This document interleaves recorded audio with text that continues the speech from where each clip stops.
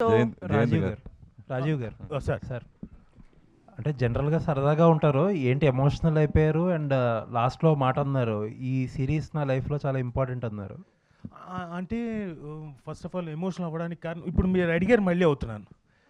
I'm sorry. అంటే అన్నిసార్లు అవుతారా ఎవరైనా జీవితంలో అంటే నాకు తెలియదండి. మా అమ్మ నాన్న అంటే నాకు బాగా ఇష్టం. దాంతో ఏమవుతుందంటే వాళ్ళని తలుచుకున్నప్పుడల్లా ఏడుస్తుంటా, అంతే, అంతకన్నా ఇంకేలేదు. And thank you. As daughter of Prasad రావుగా, ఒక తండ్రిగా, ఒక ఆడపిల్ల తండ్రిగా నేను కూడా చాలా విషయాలు కనెక్ట్ అయ్యాను. అందులో మా నాన్నను కూడా చూసుకున్నాను. ఆ క్యారెక్టర్, నేను చేసే క్యారెక్టర్ మా నాన్నను చూసుకున్నాను, నన్ను నేను చూసుకున్నాను.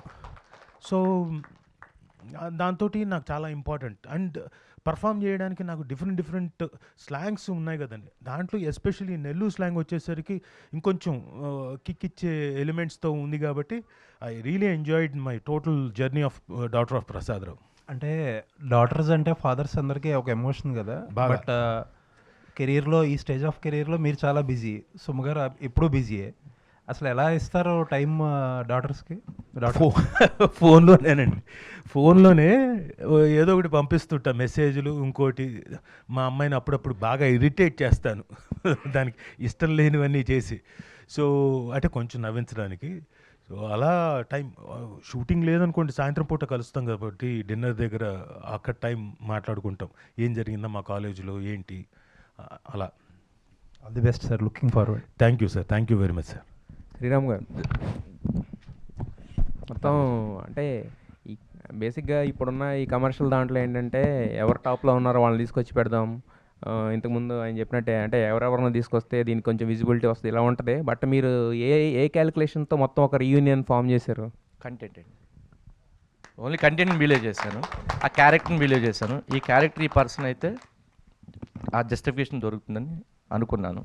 ఎప్పుడు అదే చేస్తాం మేము, ఈసారి కూడా అదే చేసాం. బట్ 2 ఎపిసోడ్లు చూస్తే అంటే ఇంత అథెంటికేట్ ఈ మధ్యకాలంలో అయితే ఏ సిరీస్ లేదు. బట్ సిరీస్ అంటున్నారు కానీ సినిమా చూసినట్టే అనిపించింది యాక్చువల్గా. బట్ అంటే 2 ఎపిసోడ్లు కాదు, మొత్తం వేసిన ఇక్కడే బింజ్ వాచ్ చేసేలా అనిపించింది యాక్చువల్గా అక్కడేమో కానీ. సో బట్ 2వ ఎపిసోడ్కే క్లైమాక్స్ లాగా అనిపించింది. ఇంకేమన్నా అంటే దాచారా? నెక్స్ట్ ఎపిసోడ్ కూడా అలాగే అనిపిస్తుంది మీకు డెఫినెట్. ఎపిసోడ్ క్లైమాక్స్ లాగా అంటే అదే అంటే ఆ సస్పెన్స్ అనేది అలా కంటిన్యూ అవుతుంది till end. That craze goes to మా కృష్ణ గారు. అంత బ్యూటిఫుల్గా స్క్రీన్ ప్లే చేశారు, ఆ మేకింగ్ అలాగ ఉంది. ఆ టీమ్ అంటే కొన్ని ఎప్పుడూ చెప్తాను అంటే సెట్ ఆఫ్ థింగ్స్ అంటాం కదండి, అది ఎప్పుడంటే అవుట్కమ్ వచ్చినప్పుడు మనకు తెలుస్తుంది. ఓహో ఇంత అద్భుతంగా సెట్ అయింది అంటే. ఒక డైరెక్షన్ డిపార్ట్మెంట్ నుంచి కానివ్వండి, రైటర్స్ డిపార్ట్మెంట్ నుంచి కానివ్వండి, అలాగే కాస్టింగ్ కానివ్వండి, లేదా ఛానల్ సపోర్ట్ కానివ్వండి, ఇవన్నీ ఏంటంటే సెట్. ఇది మళ్ళీ మనం అంతా ప్లాన్ చేసిన కూడా కాదు. అదేంటి ఒక్కొక్క ప్రాజెక్ట్కి అలాగా పాజిటివ్ వైపు కనెక్ట్ అయ్యి సో అవుట్పుట్ అలా వస్తుంది అనమాట. అంటే అదే అంటారు క్యారెక్టర్. నేను అంత ఫ్రెండ్ రాజు, నేను ఎన్నో చూసుంటాను రాజు, బట్ నాకు ఏ రోజు నాకు అంత అద్భుతం రాజు అన్న ఫీలింగ్ ఇది చూసి నేను ప్రతిరోజు అదే చెప్పా. రాజు ఇది మైల్స్టోన్ అన్నాడు కదా, అది డెఫినెట్గా అంటే చూసి ఏంటిది అన్న ఒక ఫీలింగ్ నాకే కలిగిందంటే ఆడియన్కి ఎంత కలిగింది అంటే పక్క నుండి తిరుగుతాం కదా. మాకు అంటే మేము చాలా చూసాం కదా, ప్రతి దాంట్లో రాజీవ్ కనకలా గారు వచ్చారన్నా కానీ, బట్ దీంట్లో మాత్రం ఫస్ట్ ఫ్రేమ్ నుంచే ప్రసాదరావు కనపడ్డాడు. అప్పటికి కనిపించాడు. నాకు ఇన్నాళ్ళు ఫ్రెండ్షిప్లో నేను ఒక మా బ్రదర్ని తనలో చూసుకున్నాను. సో అంటే మీరు అంటే ఇందాక అన్నారు కదా మైట్ బి హ్యాట్రిక్ అవ్వచ్చని, బట్ హ్యాట్రిక్ కొట్టారు. అక్కడ గ్రాండ్ ప్రివ్యూ ఈవెంట్ తీసే సక్సెస్ మీరు పెట్టుకోండి సరిపోతుంది, అందరూ కలిసినట్టు ఉంటుంది. ఉదయభాను గారు, నేను ఆల్రెడీ జస్ట్ ఒక చిన్న టీజర్ చూసి మీకు యాక్చువల్ మెసేజ్ పెట్టాను, మరి చూస్తున్నారో లేదో తెలియదు. బట్ మీ స్క్రీన్ ప్రెజెన్స్ మాత్రం అంటే ఇందాక నవ్వుతాకన్నారు లేదా కాదు కానీ, బట్ నాగార్జున గారితో కంపారిజన్స్ వచ్చినాయి కానీ, బట్ ఏం చేస్తున్నారండి ఎప్పటి నుంచి అలాగే ఉన్నారు?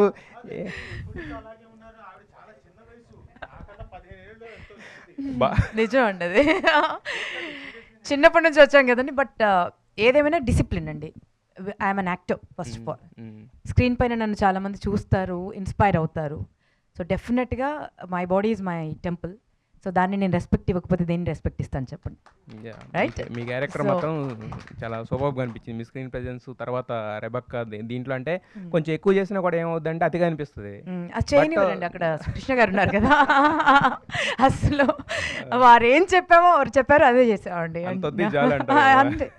అసలు అంటే నేను కొంచెం పడపడ మాట్లాడతాను, ఒక లుక్ ఇస్తారనమాట సార్. సో బ్యాలెన్స్ చేసేది మా డైరెక్టర్ సార్. ఇందాక చెప్పారు కదా వదిలే అని రాజీవ్ చెప్పాడు కదా సేమ్. రాజీవ్ గారు, మీకు మాత్రం ఇది కెరీర్ బెస్ట్ క్యారెక్టర్ అండి. మీరు అన్నట్టు అంటే ఒక అక్కడి నుంచి ఇక్కడ ఫ్లై డౌన్ చేయడం కాదు, దీనికోసం దేశం దాటి వచ్చినా కూడా తప్పలేదు. అలా ఉంది మీ క్యారెక్టర్ యాక్చువల్గా. Thank you. వచ్చింది కూడా అందుకేనండి. ఆ దేశం నుంచి కూడా రమ్మంటే కూడా వచ్చేసేవాడిని.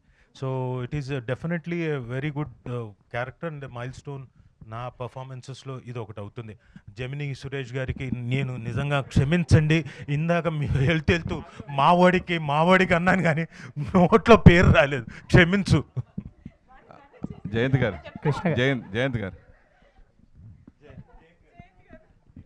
జీ తెలుగుకి ప్రసాద్కి బాగా కనెక్ట్ అయినట్టుంది. మొన్నే మన Shankaravara Prasad blockbuster hit కొట్టారు, మళ్ళీ దూసిపోతూ ఉంది.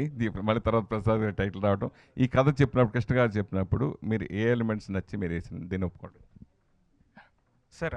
బేసిక్గా ఏంటంటే ఈ చాలా సందర్భాల్లో అంటే ఇంతకుముందర త్రివిక్రమ్ గారు ఒకసారి చెప్పారు, and he did son of Satyamurthy. చాలాసార్లు ఏంటంటే మనం ఏమనుకుంటామంటే ఎక్కువ కథలు అమ్మ వైపు నుంచి చెప్పడం జరిగింది మనకి. తండ్రి పాయింట్ ఆఫ్ వ్యూలో తండ్రి ఎమోషన్ అనేది సంభవం అది చాలాసార్లు ఎక్స్ప్లోర్ చేయలేదు, ఆన్ స్క్రీన్ ఎక్స్ప్లోర్ చేయలేదు.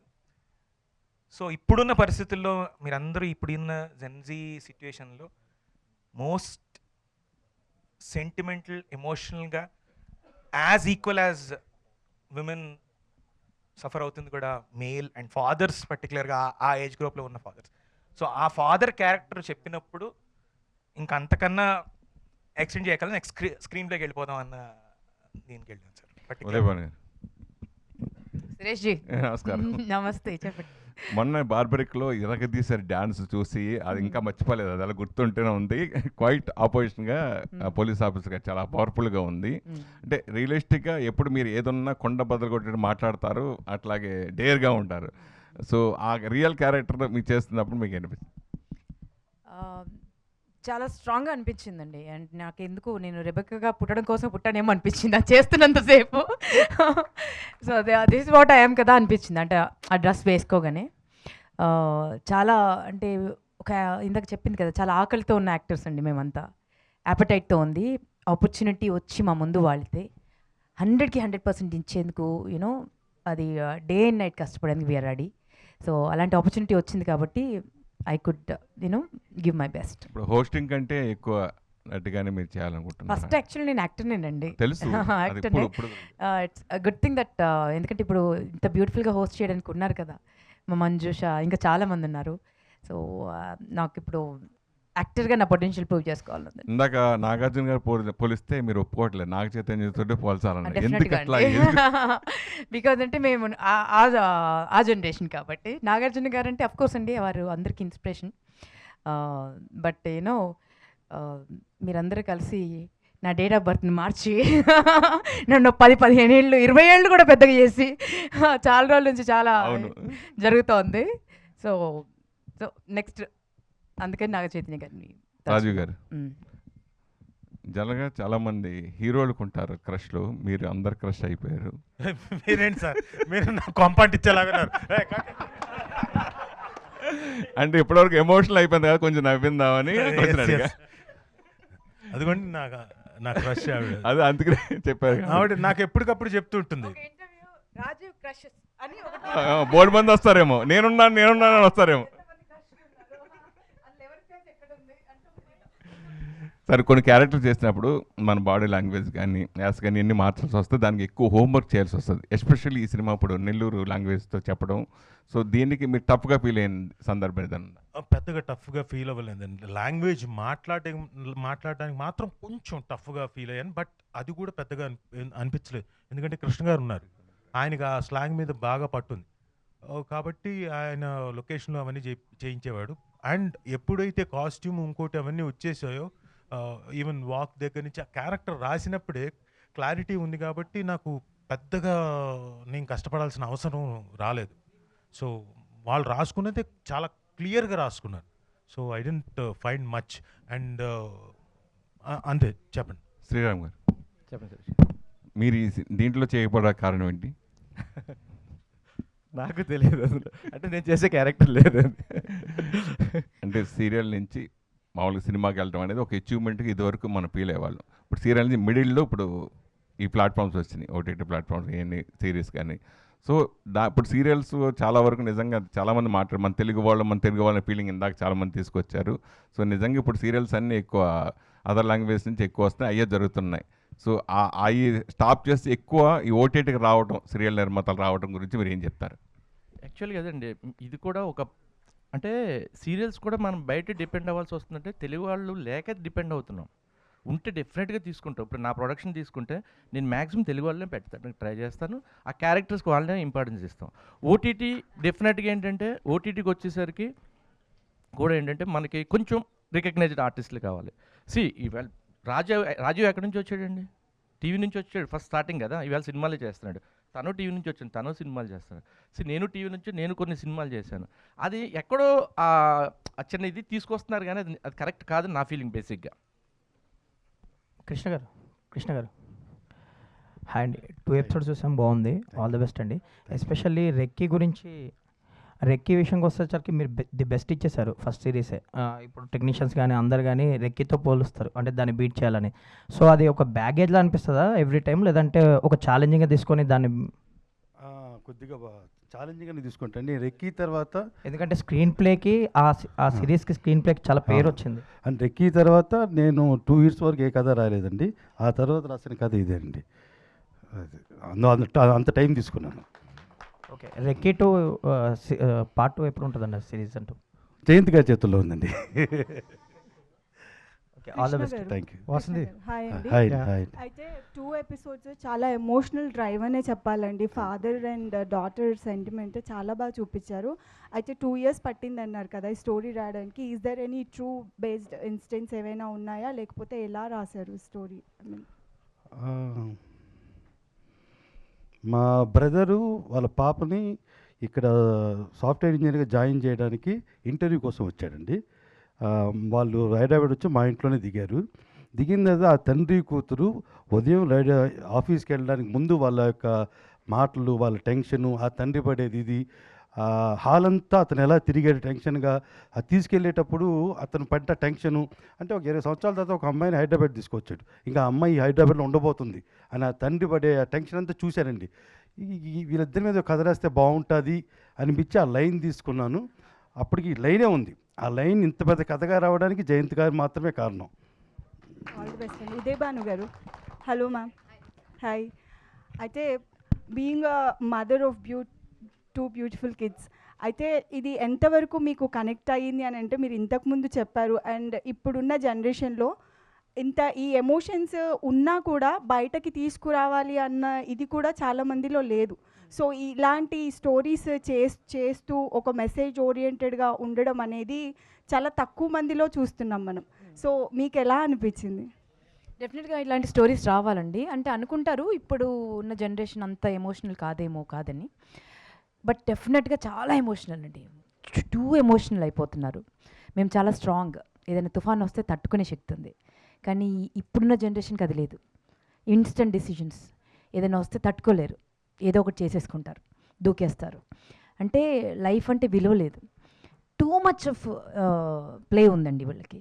సో వాళ్ళు కొంచెం బ్యాలెన్స్డ్గా ఉండాలి అండ్ ఇంకొంచెం స్ట్రాంగ్ అవ్వాలి. అండ్ ఇలాంటి కథలు వస్తే చాలామంది రియలైజ్ అవుతారు, ముఖ్యంగా పేరెంట్స్. డెఫినెట్గా పేరెంట్ పర్స్పెక్టివ్ కూడా చాలా మారుతుంది ఈ సిరీస్ వచ్చిన తర్వాత. ఇలాంటివి రావాలి.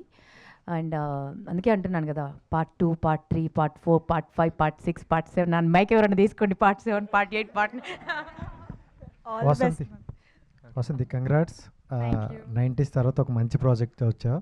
అండ్ మీవు కాకుండా మిగతా వాళ్ళందరూ చూసుకుంటే పెద్ద యాక్టర్లు అనగానే గొప్ప యాక్టర్లు అనొచ్చు. ఎలాంటి క్యారెక్టర్ ఇచ్చినా ఇన్వాల్వ్ అయిపోతారు. అలా మీరు కూడా మీ ఫాదర్తో బాగా కనెక్టెడ్ అయ్యి ఉన్నారు.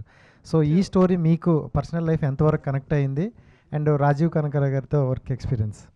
ఆబ్వియస్లీ ప్రతి అమ్మాయి ఈ మూవీతో, ఈ సిరీస్తో కనెక్ట్ అవుతారు. ఎందుకంటే ఒక అమ్మాయి లైఫ్లో ప్యూరెస్ట్ బాండ్, ఫస్ట్ హీరో ఏదైనా నాన్ననే. అది నా లైఫ్లో కూడా మా నాన్ననే. సో ప్రతి అమ్మాయి కనెక్ట్ అవుతారు. ఎందుకంటే ఒక ఫాదర్ ఎంత ప్రొటెక్టివ్గా, ఎంత సెన్సిటివ్గా, ప్రతి విషయంలో ఎంత ఇట్లా అంటే చాలా స్ట్రాంగ్గా ఉన్న ఒక్క డాటర్ విషయం దగ్గర చాలా సాఫ్ట్ అయిపోతారు. సో అది ప్రతి ఫాదర్ లైఫ్లో అది ఆబ్వియస్లీ, అండ్ మా నాన్న కూడా లైఫ్లో కూడా అదే అంతే. సో లక్కీలీ నేను ఏదున్నా మా ఫాదర్తో షేర్ చేసుకునే స్కోప్ ఇచ్చారు కాబట్టి, అండ్ ప్రతి ఫాదర్ కూడా అలానే చేస్తే బయట ఏవి అవ్వవు అని ఫీలింగ్. సో అలానే రాజీవ్ గారితో ఎక్స్పీరియన్స్ అడిగారు, ఇందాకే చెప్పాను. చాలా స్టార్టింగ్లో చాలా మంచిగా ఉండేది, దాని తర్వాత కొంచెం కష్టమైంది. ఎందుకంటే ఆయన చాలా పొగుడుతున్నా చెప్పు నువ్వు అసలు. తిట్టట్లేదు అంటే ఆ వేరియేషన్స్ ఇచ్చే అంత కెపాసిటీ నాలో ఇంకా రాలేదు. రాజీవ్ గారిలో ఇంకా చాలా ఉంది.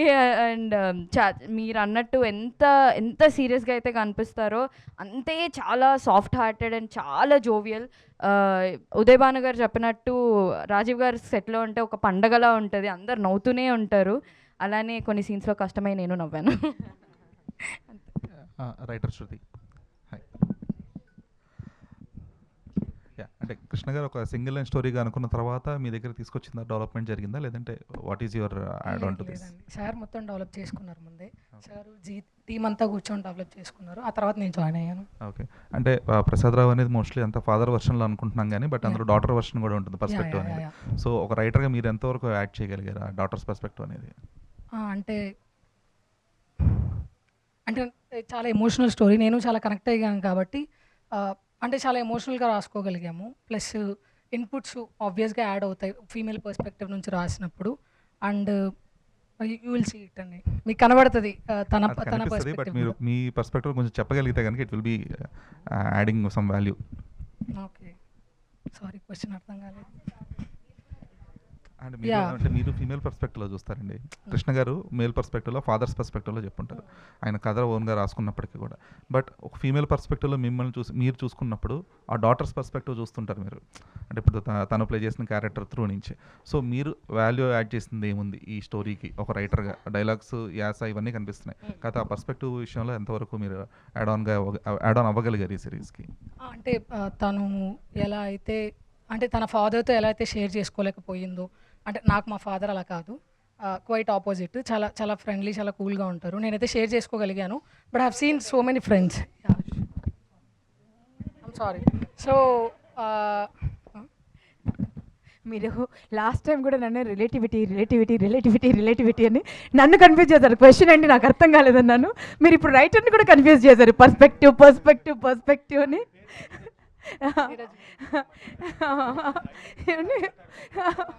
లేదండి, అయితే మీరు స్క్రీన్ మీద చూస్తారు, స్క్రీన్ మీద చూస్తారు. స్క్రీన్ మీద చూడండి, ఆ పర్స్పెక్టివ్ కూడా స్క్రీన్ మీద చూస్తారు. ఎందుకంటే చాలా లేయర్స్ ఉన్నాయి ఇందులో, చాలా ఎమోషనల్ లేయర్స్ ఉన్నాయి, చాలా థ్రిల్లర్ లేయర్స్ ఉన్నాయి. సో అవన్నీ మీకు కనిపిస్తాయి. థర్డ్ ఎపిసోడ్ నుంచి you will see a lot of Rajeev garu, sir ఇప్పటివరకు మీ క్యారెక్టర్స్ అన్నీ ఒక ఫాదర్ రోల్స్ చేసి చాలా ఉన్నాయి. సో మీరు మీ ఫాదర్ కలిసి కూడా యాక్ట్ చేశారు చాలా సినిమాల్లో. సో 2 సినిమాలు చేసినట్టున్నారు ఐ థింక్ సో. సో ఇప్పుడు నెక్స్ట్ రోషన్ గారితో ఎప్పుడు చేయబోతున్నారు మీరిద్దరు కలిసి ఆన్ స్క్రీన్లో? అంటే రావాలి కదా కథ, అలాంటిది వస్తే తప్పకుండా నచ్చితే, నా క్యారెక్టర్ నాకు నచ్చి ఆయన క్యారెక్టర్ ఆయనగా నచ్చితే తప్పకుండా చేస్తాం. Hope so, let's see. అందరికీ అది డ్రీమ్ ఉంటుంది ఆఫ్ కోర్స్, సన్తో యాక్ట్ చేయడం. అది నాకు మా అబ్బాయితో డ్రీమా? ఓ యా, వాడికి ఉంటే ఫస్ట్ ఆ డ్రీము, తర్వాత నాకు వస్తుంది. కృష్ణ గారు సక్సెస్ఫుల్గా, ఇది కూడా సక్సెస్ అనేది ఆల్రెడీ ఇప్పుడే ప్రూవ్ అయింది 2 ఎపిసోడ్స్ చూసిన తర్వాత. సో మీరు మళ్ళీ డైరెక్టర్ అయిన తర్వాత డైరెక్టర్గా కూడా సక్సెస్ అవుతారని అవ్వాలని కోరుకుంటున్నాను. సో మళ్ళీ కూడా వెబ్ సిరీస్ చేసే అవకాశం ఉంటుందా డైరెక్టర్ అయిన తర్వాత కూడా? ఖచ్చితంగా G5కి ఎప్పుడు నేను చేస్తూనే ఉంటాను. సినిమా కూడా G5కే చేస్తారా? డెఫినెట్లీ. ఎందుకు అంటే పోల్చిన కానీ ఈటీవీని ఇట్లా వరుసగా వేరే బ్యాక్ టు బ్యాక్ మూవీస్ చేస్తున్నప్పుడు G5 ఎందుకు మూవీస్ మీద ఎక్కువ ఇంపార్టెన్స్ ఇవ్వట్లేదు అంటే? లేదు, జీ స్టూడియోస్ చేస్తున్నారు. సో మేజర్గా సినిమాలని జీ స్టూడియోస్ చేస్తారు. And G5 also we are planning to do direct to digital movies. వాసంది, ఈ కథ చెప్పినప్పుడు మీ డాడీతో నేను షేర్ చేసుకున్నది ఏంటి? అంటే ఈ స్టోరీ చెప్పినప్పుడు ఫస్ట్ ఆ స్టోరీలో మా నాన్ననే కనిపించారు. అండ్ నేను నాన్నతో ఫస్ట్ ఏ స్టోరీ అయినా నాన్న ఒకసారి ఒకసారి రండి. Father of Vasanthi, daughter of. So first ఏదైనా ఏ స్టోరీ అయినా కూడా మా నాన్ననే వింటారు నార్మల్గా. మా నాన్నకి అది మంచిగా అనిపించిందంటే ఆ స్టోరీ నా దగ్గరకు వస్తుంది. సో ఫస్ట్ టైం ఈ స్టోరీ లైన్ ఏదైతే నాన్న విన్నారో, ఒక ఫాదర్ డాటర్ బాండ్ గట్టి కనిపించే ఒక స్టోరీ విన్నా నేను. I think you should here it అని అన్నారు. ఓకే చూద్దాము, ఓకే వెబ్ సిరీస్ అన్నా సరే అని అనుకున్నాం. ఎప్పుడైతే కరెక్ట్ నరేషన్ కృష్ణ గారు మా ఇద్దరు నాన్నకి నాకు ఇచ్చినప్పుడు, నేను నాన్న అంటే it's not a new story, మనకు బయట జరిగే స్టోరీయే ఈ స్టోరీ. సో ప్రతి ఒక్క ఇంట్లో ఉండే భయం కానీ స్టోరీ కానీ ఏదైనా మేము మా సిరీస్లో చూపించాము. సో నాన్న అన్నారు it's going to be something very big. So ప్రతి ఒక్కరు కనెక్ట్ అయ్యేదే మనం తీసుకెళ్ళాలి అండ్ ఒక మంచి మెసేజ్ ఇస్తూ వెళ్ళాలి. అండ్ అలాంటి ఒక మంచి మెసేజ్ ఉన్న ప్రాజెక్ట్ ఇది. సో విఆర్ఎన్ అని అన్నారు నాన్న. నిజంగా చాలా షార్ప్గా, చాలా బ్రిలియంట్గా మీరు మాట్లాడుతున్నారు, నేను చూస్తున్నాను. అంటే ఇప్పుడు బయట జరిగేది నిజంగా హాస్టల్లో కూడా ఇలా జరుగుతున్నాయి. అలా మీ ఫ్రెండ్స్ వల్ల మీరు చెప్పిన సందర్భాలు ఏదైనా ఉన్నాయా? ఆబ్వియస్లీ అంటే బయట జరుగుతున్నాయి అనే క్వశ్చన్ మార్క్ అయితే లేదు ఆబ్వియస్లీ. ఎందుకంటే ప్రతి ఒక్క అమ్మాయి లైఫ్లో she'll go through something like this. ఎక్కడ హాస్టల్ అనే కాదు, హాస్టల్ అవ్వచ్చు, వేరే కాలేజ్ అవ్వచ్చు, స్కూల్ అవ్వచ్చు, వేరే సిటీలో సేమ్ సిటీలో ఉన్న వాళ్ళు కూడా దిల్ కనెక్ట్. ఎందుకంటే we are women go through many things and అవి కొందరి లైఫ్లో చెప్పుకోవడానికి ఉంటారు, కొందరి లైఫ్లో అవి చెప్పుకోవడానికి లేక వాళ్ళు బాధపడుతూ. And there are so many things ఈ టాపిక్ గురించి మాట్లాడుతూ వస్తే. సో బయట ఉన్నాయంటే ఆబ్వియస్లీ ప్రతి ఒక్కరి లైఫ్లో ఏదో ఒకటి అవుతూనే ఉంటుంది కాబట్టి ఉన్నాయి. One last question please.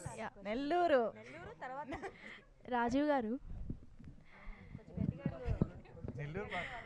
Nellore అని ఉన్నారు కదా, మళ్ళా నెల్లూరులో చేపల పులుసు ఫేమస్, తినుండారా నెల్లూరులో? ఎక్కడ నేను ఏడ తినుంటాను, నువ్వు పట్టుకొస్తే నేను ఖచ్చితంగా తింటాను, మా వాళ్ళందరికి కూడా పెట్టేస్తాను. కాదు, అక్కడ డైరెక్టర్ గారికి నెల్లూరు స్లాంగ్ బాగా తెలిసింది అన్నారు కదా. తెలిసి కాదు, ఆయన నెల్లూరే. పెట్టలేదా మీరు నెల్లూరుది? ఆయన కాదు నెల్లూరు కదా, ఆయన సూళ్ళూరుపేట, నెల్లూరు డిస్ట్రిక్ట్. ఓకే, మరి చేపల పులుసు పెట్టాలి కదా మీరు రాజీవ్ గారికి. మీరు అడగండి, ఆయన అడగండి. ఓకే, మీరు రాజీవ్ గారు చిన్నప్పుడు మీరు భయం ఉంది అన్నట్టు యాక్ట్ చేసేవాళ్ళంట. అంటే మీ నాన్నగారికి భయపడుతున్నట్టు యాక్ట్ చేసేవాళ్ళంట, మా నాన్నగారు చెప్పారు. సో మీ నాన్నగారి దగ్గర నిజంగా యాక్ట్ చేసిన మూమెంట్ భయపడుతున్నట్టు చాలా, అంటే చిన్నప్పుడు చాలా అల్లరి కూడా చేసేవాళ్ళంట కదా, మీ డాడీ రాగానే గప్చుప్గా కూర్చునే వాళ్ళంట. చిన్నప్పుడు అంటావేంది? ఇప్పుడు కూడా చేస్తానే ఉంటాడులేండి, కనిపించారు అంతే. అట్లనే చిన్నప్పుడు కూడా అంత అల్లరి చేసేసి ఏం తెలియనట్లు కూర్చునే వాళ్ళంట. అనవసరంగా మైక్ ఇచ్చాను, అనవసరంగా లాక్కోవాల్సింది అమ్మాయి దగ్గర నుంచి. నాకేం తెలుసు అమ్మాయి అలా అడుగుతుందని. ఏంటి ఆన్సరా? అల్లరి చేసేవాడిని, చేస్తూనే ఉంటాను. తర్వాత అవును నటించాను, అప్పుడు నటించాను, ఇప్పుడు నటిస్తున్నాను, ఇంకా ఎప్పుడు నటిస్తాను. ఓకే, ప్రాణం పోయేంత వరకు నటిస్తాను. ఓకేనా? డాక్టర్ ఆఫ్ అర్ణ ఉదయభాను గారు, వన్ లాస్ట్ క్వశ్చన్. ఇక్కడ స్ట్రైట్. హాయ్ అండి, చాలా బాగుంది. అంటే లైక్ చెప్పాలి అని అంటే యాంకరింగ్ ఫీల్డ్లో రావడానికి you are also one of the inspiration అని చెప్పచ్చు, సుమ గారు అండ్ మీరు. అండ్ అంటే లైక్ రాజీవ్ కనకాల గారు ఎక్కడుంటే అక్కడ హడావిడి జరుగుతూ ఉంటుంది. అండ్ కొంచెం ఎమోషనల్ అయినా సీరియస్గా అయినా మాట్లాడడం కానీ చేయడం కొంచెం చాలా కష్టం. సో మేము చూసిన 2 ఎపిసోడ్స్లో చూసుకుంటే ఒక ఎమోషనల్ సీన్ ఉంది. సో ఆ సీన్ చేస్తున్నప్పుడు అంటే లైక్ ఎన్ని టేక్స్ తీసుకున్నారు and what is the experience of that? Takes ఏం తీసుకోలేదు, బట్ కొంచెం ఎమోషనల్గానే చేసాము ఆ సీన్. బట్ దాని తర్వాత లేటర్ సీన్స్ చాలా అంటే ఒక్కొక్క షాట్ తీస్తూ ఉన్నారు. So we had time to chit chat, మాట్లాడుకోవడానికి. సో ఇందాక తను చెప్పింది కదా, ఎక్కడ ఒక సీరియస్ లుక్ ఇవ్వాలి, బట్ ఇటువైపు ఎదురుగా రాజీవ్ ఉంటాడు. మేమందరం మహానటి సావిత్రిలను ఇన్స్పిరేషన్ తీసుకుని, మీరు చూసాం కదా, మహానటి సినిమా చూసాం కదా, ఆవిడ అప్పుడే నవ్వుతూ అప్పుడే 1.5 లేకపోతే ఎక్కడ ఆగాలి కంటి చుక్క అలా చేస్తారు కదా, సో ఆవిడని ఆవాహయామి అనుకుని యాక్ట్ చేయాలి, ఇంట్లో యాక్ట్ చేయాలంటే ఓకే చేసాం. రాజీవ్ గారు, అంటే ఫాదర్ అండ్ డాటర్ బాండింగ్ అన్నది వెరీ స్పెషల్. ప్రతి ఒక్క అమ్మాయికి father is a real hero, or to be very frank చెప్పాలంటే ఫస్ట్ లవ్. సో ఒక మంచి అంటే లైక్ ఇప్పటివరకు టర్నింగ్ పాయింట్ అని అంటున్నారు మీ కెరియర్లో ఇదని చెప్పి. బట్ ఒకటి ఏంటి అని అంటే మిమ్మల్ని చూస్తున్నప్పుడు రాజీవ్ కనకాల గారు కనిపించలేదు, ప్రసాద్ గారే కనిపించారు. బట్ సార్ ఒకటి అంటే లైక్ ఈ సిరీస్ చేస్తున్నప్పుడు ఏ సీన్ చేస్తున్నప్పుడు పర్టికులర్గా మీరు ఇంటికి వెళ్ళిన తర్వాత లైక్ మీ డాటర్తో కూర్చొని మాట్లాడడం ఆరల్స్ తనని చూస్తూ ఎమోషనల్ అవడం లాంటిది, is there any particular scene that connect to you? లేదు, ఎందుకంటే I'm attached and detached actor. ఒకవేళ నేను యాక్ట్ చేస్తున్నా అంటే షార్ట్ అయిపోగానే డిటాచ్డ్, మళ్ళీ షార్ట్లోకి వెళ్తే అటాచ్డ్, మళ్ళీ సాయంత్రం షూటింగ్ అయిపోయింది ఇంటికి వెళ్తే టోటలీ డిటాచ్డ్. సో అది కనుక పెట్టుకోలేదు అనుకోండి ఇదంతా భారం ఎక్కేస్తుంది. అలా 1-2 సార్లు జరిగింది నాకు. సో అందుకని అప్పటి నుంచి టోటలీ అక్కడ ఉన్నంతసేపు ఐఎమ్ వెరీ అటాచ్డ్, తర్వాత టోటలీ డిటాచ్డ్. చెప్పారు కదా కట్కి యాక్షన్కి మధ్యనే మారిపోతున్నారని చెప్పి. Yeah. Thank you so much Krishna గారు. పైన మనందరి కోసం భోజనాలు రెడీగా ఉన్నాయి. నేను జర్నలిస్ట్ అండి, చిన్న ఓకే. ఎవరు కనెక్ట్ చేయలేదు అందుకని నేను కనెక్ట్ చేద్దాం. సార్ ఇప్పుడు ఎప్పటి నుంచో షేక్ చేసింది మన ఇండియాని షేక్ చేసింది అయేషా, విజయవాడ ఇష్యూ అండి, హాస్టల్లో జరిగింది. ఇప్పుడు మొన్న సుప్రీంకోర్టు కూడా జడ్జిమెంట్ ఇచ్చింది, ఇది ఏమీ తెలియని కేసుగా పరిగణిస్తున్నామని క్లోజ్ చేయబోతున్నారు. కానీ ఆ టైంలో ఇది వస్తుంది, ఇది ప్రతి తండ్రికి ప్రతి చిన్నారికి ఉండే కనెక్షన్ అందరికీ ఉంది. ఇది అది కూడా ఏమైనా తీసుకున్నారా, ఇన్స్పిరేషన్ ఏమైనా ఉందా ఆయేషాది హాస్టల్? ఏం లేదు సార్, ఏం లేదు. కానీ ఇప్పుడు అది బాగా ఫేమ్లో ఉంది కనుక ఇది బాగా ఎలివేట్ అవుతుందని అనుకుంటున్నాను.